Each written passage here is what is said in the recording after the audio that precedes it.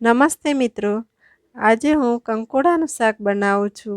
તો કંકોડાનું શાક કોને કોને ભાવે છે તે કમેન્ટ જરૂર કરજો. અને હું આજે કંકોડાનું શાક ચૂલા પર બનાવવાની છું. તો ચાલો હું કેવી રીતે બનાવું છું તે બતાવું છું. તો હું માટીનું તપેલું મૂકી દીધું છે અને તેલ બી નાખી દીધું છે અને લસણ વાટીને તૈયાર કરી દીધું છે. તો હવે આપણે લસણ વાટેલું છે તે તેલ ગરમ થઈ ગયું એટલે અંદર નાખી દઈએ. કોણ કોણ ચૂલા પર શાક કંકોડાનું શાક બનાવેલું ખાધું છે તે પણ કમેન્ટ કરજો. કંકોડાનું શાક ખૂબ જ સ્વાદિષ્ટ લાગે છે અને તેને ખાવાથી શરીર એકદમ તંદુરસ્ત રહે છે અને પ્રોટીન પણ ખૂબ જ મળે છે. એટલે જ તમને જોવા મળશે કે ગામડાના લોકો ખૂબ જ તંદુરસ્ત અને ખૂબ જ એ લોકોનામાં એનર્જી હોય છે.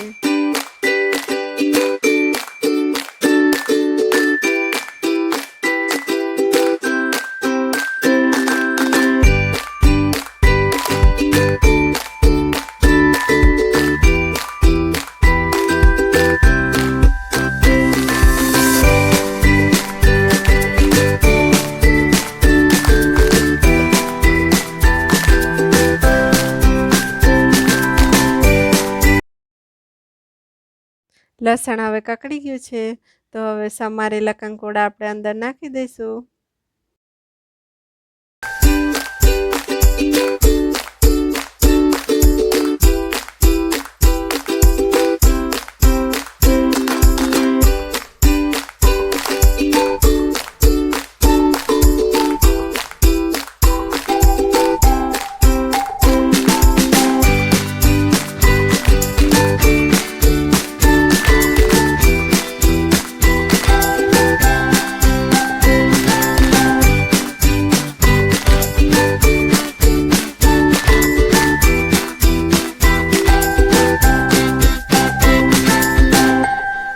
કંકોડાનું શાક બનીને તૈયાર થઈ ગયું છે અને રોટલો પણ બની ગયો છે.